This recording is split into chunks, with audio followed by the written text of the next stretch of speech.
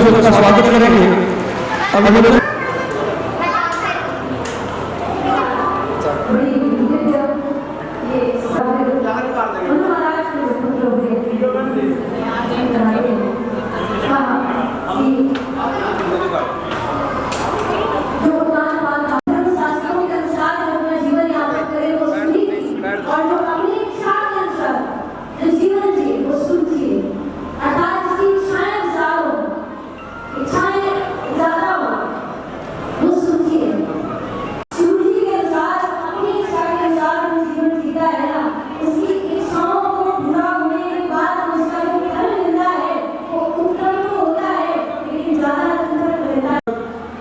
समता देवी, शमशेर सिंह जी, मैं एक बार शुरू से प्रार्थना करूंगा कि इनका भी जोरदार तालियों से स्वागत करें।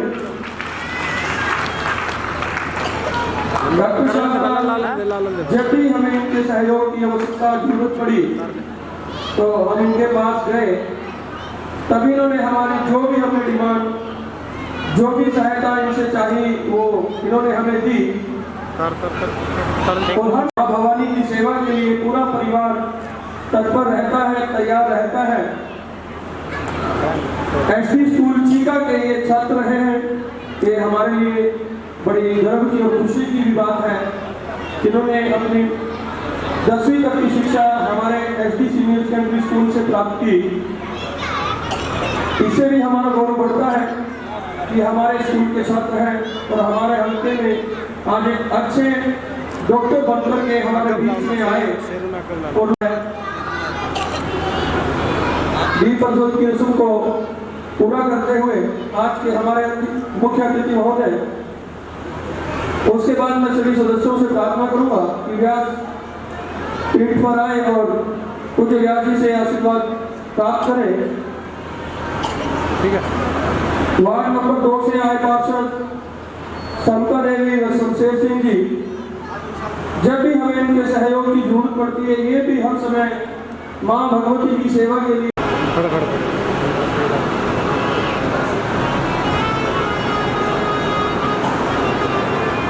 मैं प्रार्थना करूंगा श्री भूषण शर्मा जी, प्रधान भवानी सेवा समिति से, कि वो पटका डालकर डॉक्टर साहब का अभिनंदन स्वागत करेंगे।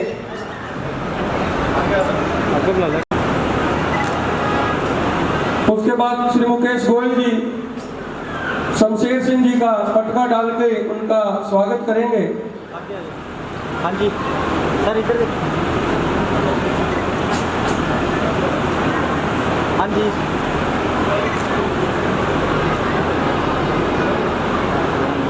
गीता देवी जो हमारे मुख्य यजमान है, कृपया वो भी मंच पर आए।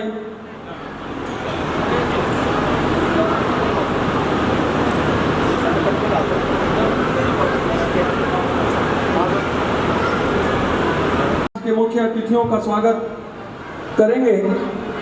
उसके बाद मैं हमारी बड़ी बहन अनुजा शर्मा से भी प्रार्थना करूंगा कि वो भी व्यासपीठ से आशीर्वाद प्राप्त करें।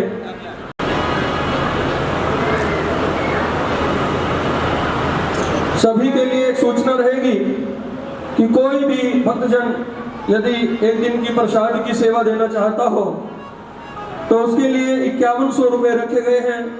वो 5100 रुपये देकर के अब 20 वर्ष के तो प्रसाद लगभग पूरे हो चुके हैं। अगले वर्ष के लिए भी यदि कोई अपने प्रसाद की सेवा देना चाहता हो, वो कृपया हमारा पीछे हमारे सदस्यगण बैठे हैं, उनको अपना नाम लिखवा दें। बुला लिया मैडम, बुलाया करो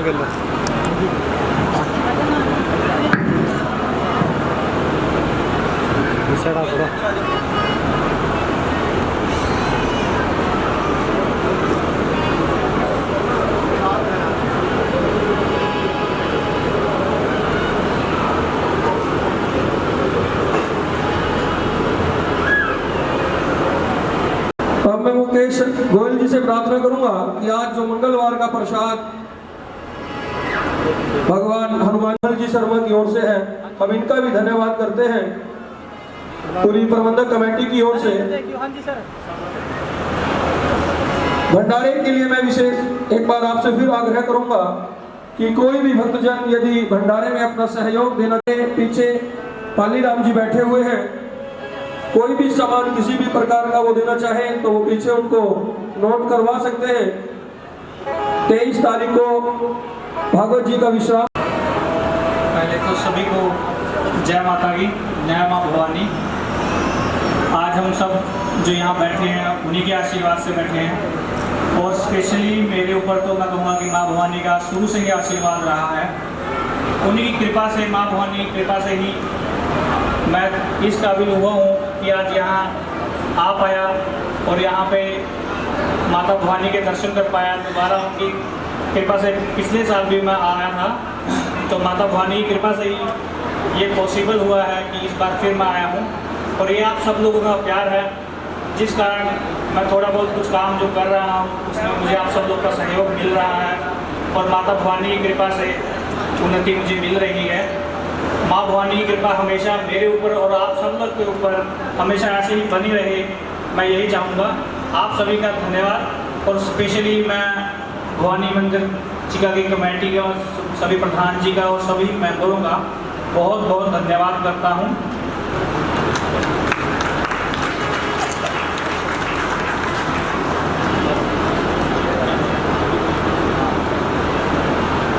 और मैं रक्षा सरस्वती दीदी जी का भी बहुत बहुत धन्यवाद करता हूँ कि उनके द्वारा जो हमें ज्ञान के प्रवचन दिए जा रहे हैं, जो कथा सुनाई जा रही है उस माता भवानी के प्रांगण में, ये हमेशा हमें मौका मिलता रहे और बार बार वो आए और बार बार हम सब लोगों को धन्य करें।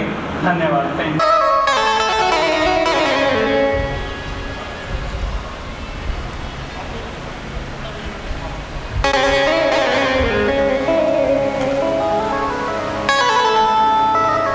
आइए 2 मिनट का श्री भगवान का नाम संकीर्तन करें, उसके बाद अपना कथा में प्रवेश करें।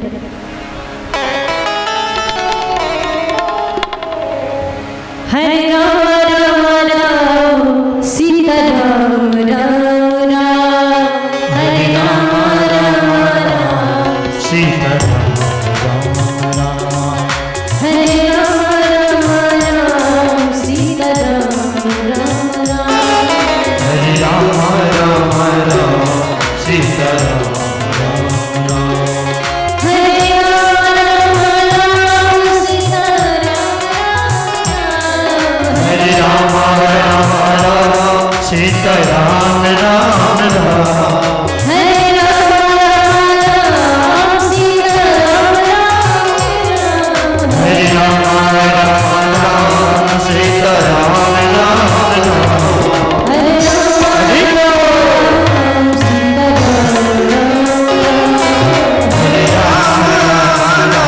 सीता सीता सीता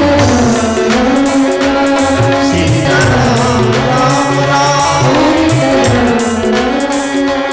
सीता राम राम।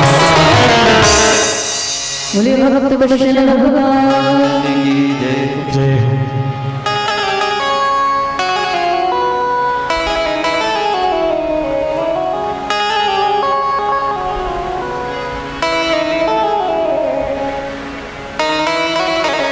आइए पुनः प्रसंग पर चले, और हमारे राजीव भैया जी का कहना है कि माताओं को नृत्य करना है, नाचना है तो नाचने वाला भजन गाइएगा।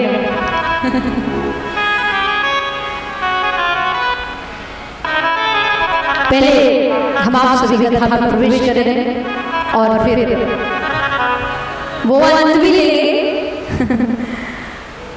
नृत्य भी हम सब प्यारे जी के चरणों में करेंगे। पुनः अपने प्रश्न पर हम आप सभी आए हैं। उत्तानपाद महाराज की 2 पत्नियां सुनीति और सुरुचि। सुनीति मैया वन में रहकर भगवान का वर्णन करती और सुरुचि महलों में रहकर के अपना राज सुख भोगती।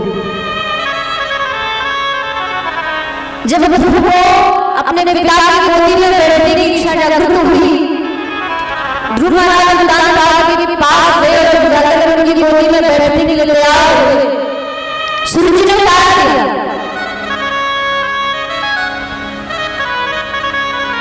और सुरुचि ने ध्रुव महाराज जब शब्द दे कि तू राजा की गोदी में निकाली और तू अगर पिता की गोदी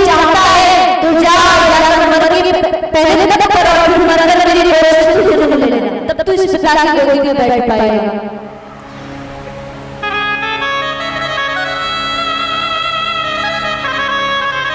तपशात पुरुषम दशैवान प्रवीणमेव लभेतुम शादात मानम यदिशसि निर्वासः। अगर तुझे गोदी में बैठना है तो जा, मर के फिर तेरी मोक्ष से जन्म ले लेना, जाकर नारायण का भजन कर।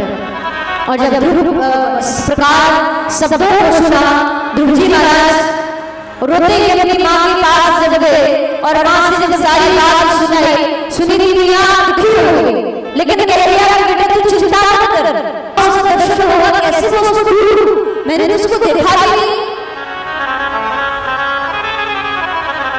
माँ सुनीति धन्य है, आज अपनी संतान को शिक्षा दे रही है। आज हमारे समाज में जो शिक्षित लोग हैं वो अपनी संतानों को ये शिक्षा नहीं देते कि भगवान कैसा है, कौन है, क्या है। अगर संतान पूछना भी चाहते तो माँ बाप बताते नहीं, क्यों? खुद ही ज्ञान नहीं है। हाँ, जो दुनिया की नायिकाएं हैं ना, पिक्चरों में ज्ञान पूछने वाला है, अपने संतानों को भी वही, बच्चों को भी वही सिखाते हैं माता पिता। माँ बाप अपने बच्चों को आज पैसे देकर के पिक्चर देखने के लिए लोग भेजते हैं और पीछे से आशीर्वाद भी देती है माँ कि बेटा तेरे जादू रहे, तेरा कल्याण। अब एक बात बताइए, भला पिक्चर देखने के लिए बैठते हैं अंधेरी कोठरी में जाकर, और अंधेरे में बैठ करके भला किसी के जीवन का कल्याण होगा जहाँ केवल आंखों को बुराई देखने को मिल रही है, आपको कानों को सुनने के लिए बुराई मिल रही है, उसको देखने सुनने से जीवन का कल्याण हो जाएगा? नहीं होने वाला है। इसलिए अगर शिक्षा देनी है, अपनी संतानों को कहीं भेजना है ना, तो भगवान का भजन करने के लिए भेजिए, संतों का शरण करने के लिए भेजिए, ना कि गलत कामों के लिए भी प्रेरित मत करिएगा। धन्यवाद सुनीति। अपने पुत्र को कहा कि क्या माँ ने ठीक ही कहा है कि नारायण का भजन कर, फिर मर उनकी गोदी में बैठ पाएगा। तू बुराई को मत दे, तू अच्छाई को दे। तेरी माँ ने तुझे उस पिता की गोदी में बैठने के लिए प्रेरित किया है। जो शिक्षा तक मैं नहीं दे पाई, वो शिक्षा तेरी उस माँ ने दे दी। तो जाकर नारायण का भजन कर। ध्रुव ने भी संकल्प कर लिया हृदय में और कहा कि मैं जाकर के उस परम पिता परमात्मा का भजन जाकर के करूंगा और अवश्य उसको प्राप्त करके ही वापस लौटूंगा। और अगर नहीं हुआ, कायम का साधना नहीं होगा, पालन या तो अपना कार्य करूंगा या फिर अपने देह का त्याग करूंगा, लेकिन लौट के घर वापस नहीं आऊंगा। संकल्प ध्रुव जी महाराज ने किया और वे जाकर भगवान का तप करने के लिए जब निकलते हैं ना, तो रास्ते में संत के दर्शन हो जाते हैं। और वो संत भी कोई और नहीं, महाराज श्री नारद जी महाराज। व्यक्ति जब परमात्मा की प्राप्ति करने के लिए भगवत मार्ग पर निकलता है ना, तो भगवान का मार्ग दर्शन करने के लिए किसी न किसी ऐसे संत को भेज देते हैं जो भगवान के चरणों तक उसको पहुंचा देते हैं। बस उनको प्राप्त करने का प्रयास करें, लेकिन जब तक हम भगवान को प्राप्त करने के लिए उनके मार्ग पर निकलेंगे नहीं ना, तब तक मेरे ठाकुर जी भी सहायता नहीं करने वाले। आज ध्रुव जी महाराज संकल्प लेकर के जब गए, नारद जी महाराज का मार्ग में दर्शन हुआ। नारद जी महाराज ने परीक्षा ली, सोचा देखे ये भक्त असली है कि नकली है, थोड़ा कच्चा है कि पक्का है। डरा दिया ध्रुव जी महाराज को, अरे भैया वन में जाओगे, कोई जीव जंतु पशु अगर खा लेगा तो क्या करोगे? ध्रुव जी बोले नहीं महाराज, मुझे किसी का भय नहीं लगता है, क्योंकि मेरी माँ ने कहा है कि संसार में जिसका कोई नहीं होता है उसकी रक्षा करने वाला मेरा भगवत होता है, उसका हाथ पकड़ने वाला मेरा ठाकुर होता है। इसलिए मैं तो उसके भरोसे से अपने जीवन को लेकर के चला। तब नारद जी महाराज ने मंत्र दिया, ओम नमो भगवते वासुदेवाय, और कहा बेटा जा सीधा वृंदावन मधुवन में बैठ कर जब इस नाम को भजेगा ना, श्री नारायण की तुझे अवश्य प्राप्ति होगी। ये मेरा वरदान है। ध्रुव जी महाराज गए, जाकर के दिव्य भगवान का नाम संकीर्तन, दिव्य भगवान का नाम जब वहां प्रारंभ हुआ। यहाँ महाराज 5 वर्षों तक बड़ा कठिन तप जब ध्रुव जी महाराज ने किया, अपने शरीर को एकदम सुखा लिया, कुछ दिन जल पी करके रहे, सूखी पत्तों को खा करके रहे, वायु को ग्रहण करना प्रारंभ कर दिया और वायु को खींचना प्रारंभ किया तो समस्त ब्रह्मांड में जो देवताओं के गले थे महाराज सब सूखने लगे। सब श्री नारायण के पास पुकारते थे, भगवान से जाकर के प्रार्थना की, ध्रुव जी महाराज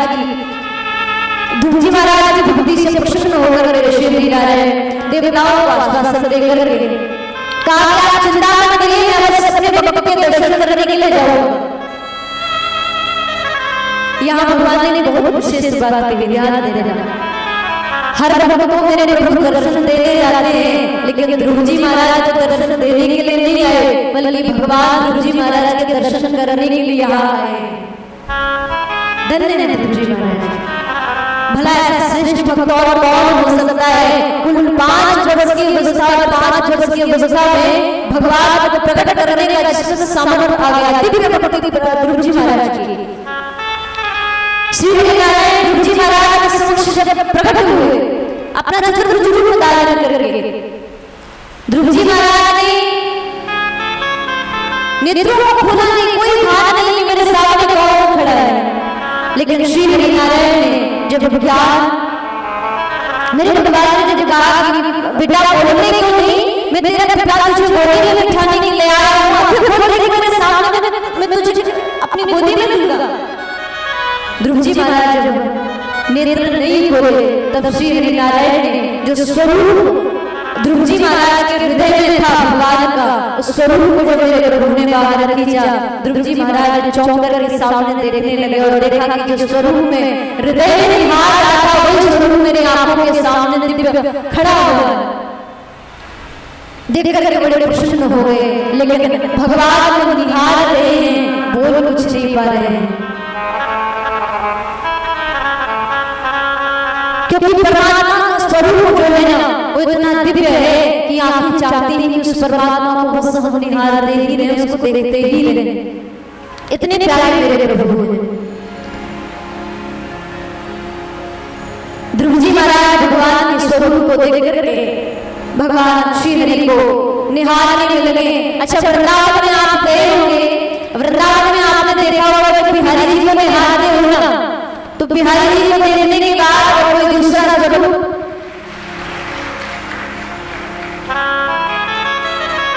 स्वरूप देखने का मन ही नहीं होता, मेरा नजर नहीं आती। मेरा कृष्ण काला जरूर है, लेकिन ध्यान देना ये काला नहीं है, ये समस्त पूरे जगत का ये उजाला है, इसलिए तो भक्त गाते रहते हैं। सावली सूरत पे मोह दिल दीवाना हो गया, सावली सूरत पे मोह दिल दीवाना हो गया।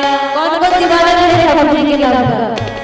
गाइए सभी गाएंगे साथ में।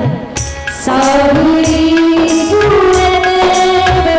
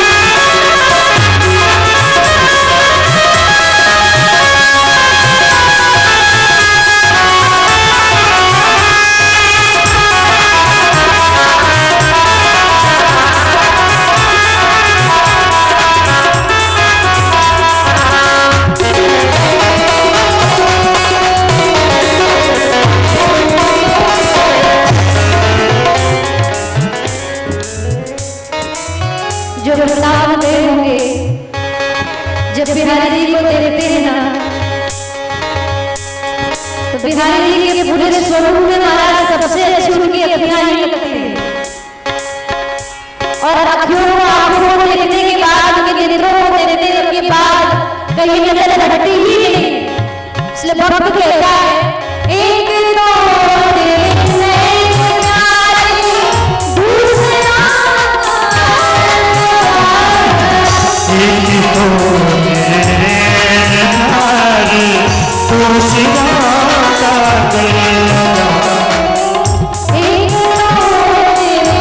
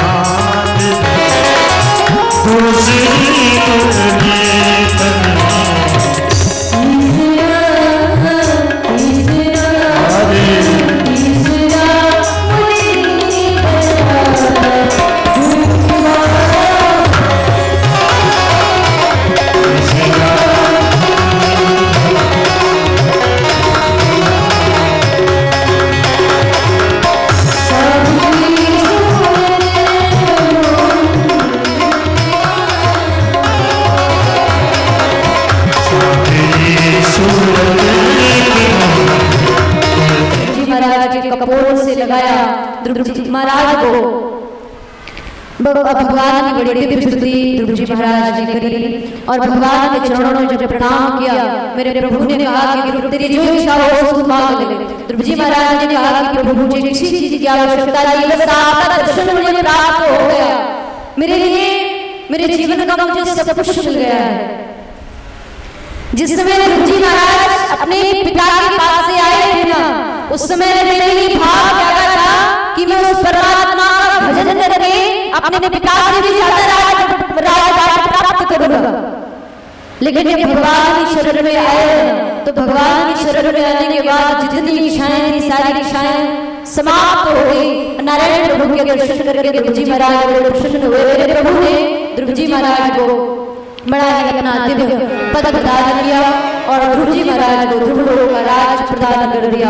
और आज भी ध्रुव जी महाराज सभी के सामने प्रत्यक्ष रूप में आज भी विद्यमान है। हम आप सभी तारामंडल में उनका दर्शन किया करते हैं। भगवान की कृपा के द्वारा ही परम पद ध्रुव जी महाराज ने प्राप्त किया। और वास्तव में संसार में ये श्रेय जाता है माताओं को।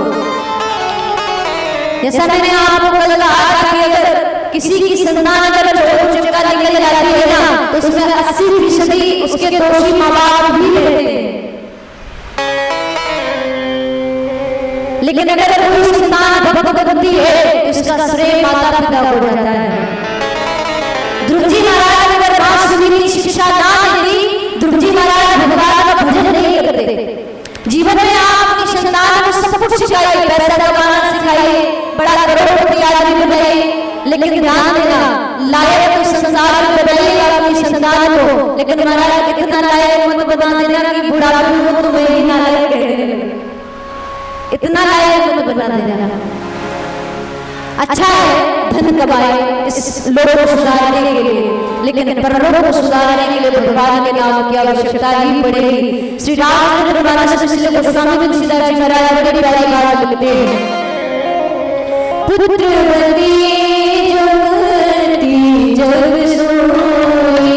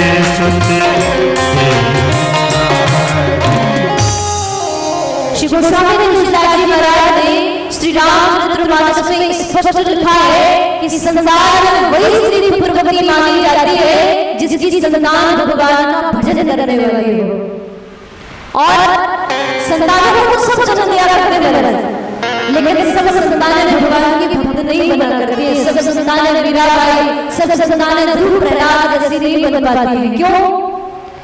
क्योंकि माँ बाप के जीवन में संस्कार है ही नहीं, और जब माँ बाप के जीवन में संस्कार नहीं है तो संतानों को कैसे संस्कारवान बनाएंगे। इसलिए आवश्यक है अगर संतानों को संस्कारवान बनाना है तो अपना स्वयं का जीवन पहले संस्कारों से भर दीजिए। पहले आप दशरथ कौशल्या में जाइए ना तो आपके यहाँ राम लक्ष्मण भरत शत्रुघ्न जैसी ही संतानें आएंगी, और जो स्त्री भगवान का भजन करने वाली संतान को जन्म नहीं देती है उसको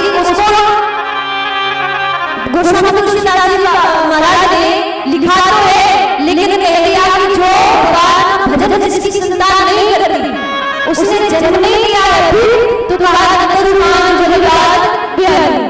वो पशुओं की श्रेणी में पहुंच गई है, वो जीव जंतुओं की श्रेणी में पहुंच गई है।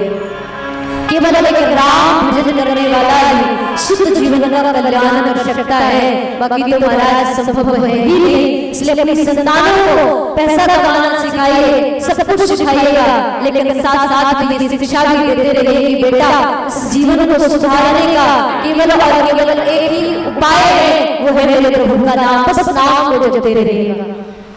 ये शिक्षा अपने संतानों को दीजिए। और इस भारत वर्ष की माताओं की तो महाराज जितनी प्रशंसा की जाए, जितनी प्रशंसा करें उतनी ही कम है। यहाँ ऐसी ऐसी माताओं ने जन्म लिया है भगवान को पुत्र बता कर, जिन माताओं ने अपने पुत्रों को जन्म देकर के भगवान की पद पर लगाया, भगवान के मार्ग को प्रशस्त करा, कुछ ने महापुरुषों को जन्म दिया। ये भारत की ही माताएं, इसलिए माताओं याद रखिएगा, इस भारत भूमि का मान गौरव हम नारियां हैं, और नारियों को अगर सम्मान बढ़ाना है तो अपने संतानों को संस्कार अवश्य दीजिएगा, अपने जीवन को संस्कार से पहले भर दीजिए, तभी जीवन का कल्याण होगा। इस प्रकार की दिव्य ध्रुव चरित्र की कथा श्री गोविंद जी राजा परिषद को श्रवण कराते हैं। ध्रुव जी महाराज श्री धाम वृंदावन में जाकर के तप किया। वृंदावन धाम वो धाम है जहां कृष्ण की प्राप्ति बड़ी सहज हो जाती है, क्योंकि जिस हृदय के कंगन में मेरे कृष्ण की चरणों की धूल समाई हुई है, उस हृदय में बैठ कर के भजन करना महाराज उसका आनंद, उसका अनुभव ही कुछ और होता है। और एकमात्र साधन कृष्ण प्राप्ति का है केवल श्री धाम वृंदावन, और जो वृंदावन में पहुंच गया समझ लेना उसको कृष्ण प्राप्ति निश्चित ही भगवान की प्राप्ति अवश्य होगी। अच्छा सच्ची सच्ची बताना कौन कौन वृंदावन में आना चाहता है?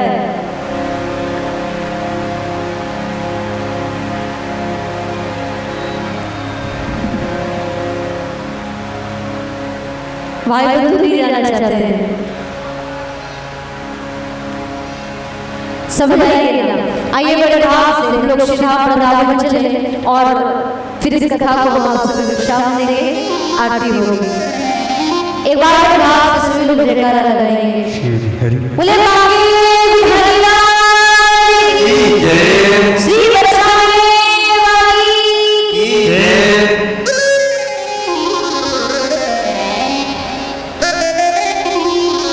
भाव लगे हम आप सभी श्री धाम वृंदावन का, और भगवान के नाम की चुनरी ओढ़ करके हम आप सभी चलेंगे।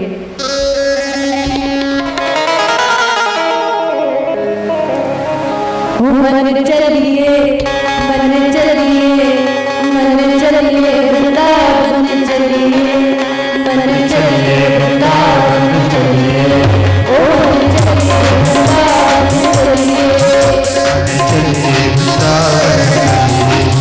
मन चलिए वृंदावन चलिए,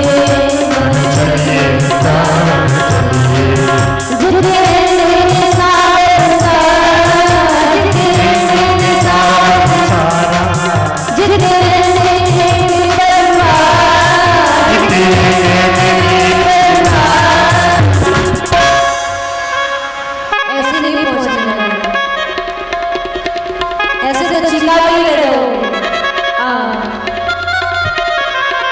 बात बताऊं।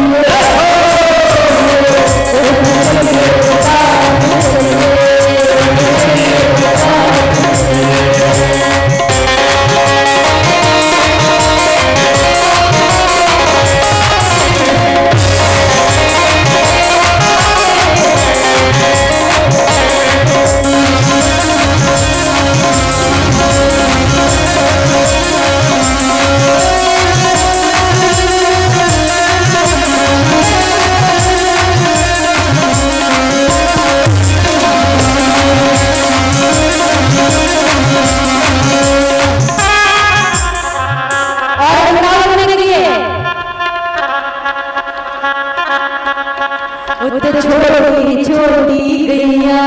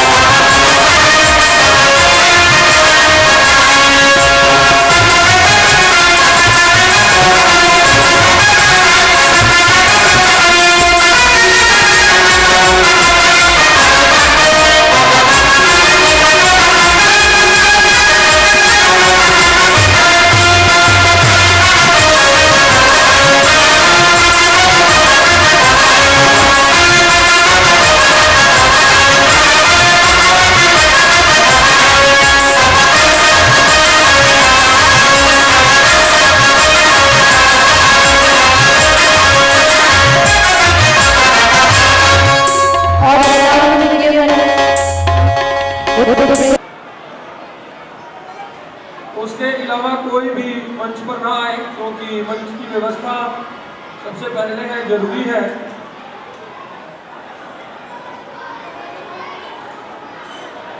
कल भगवान की आरती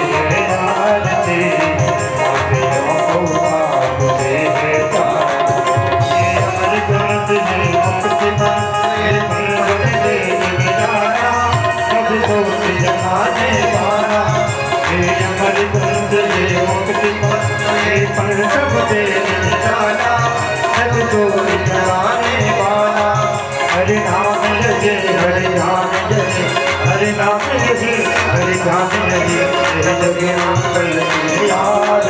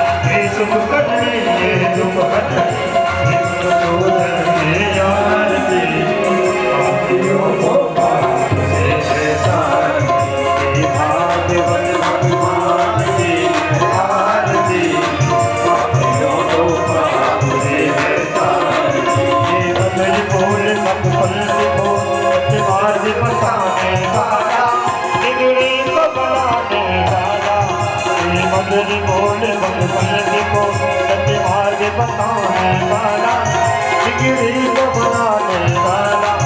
हरि नाम यही, हरि नाम यही, हरि नाम यही, हरि नाम यही, यही जग में कल की आरती।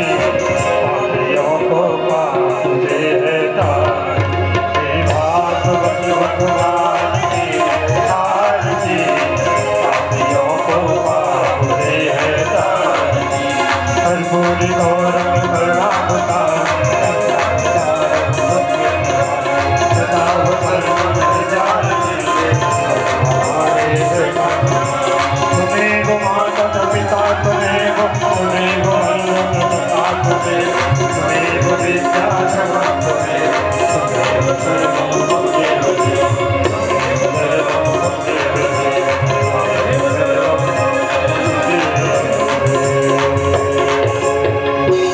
बोलिए सब सनातन धर्म की, जय गौ माता की, जय दरबार की जय।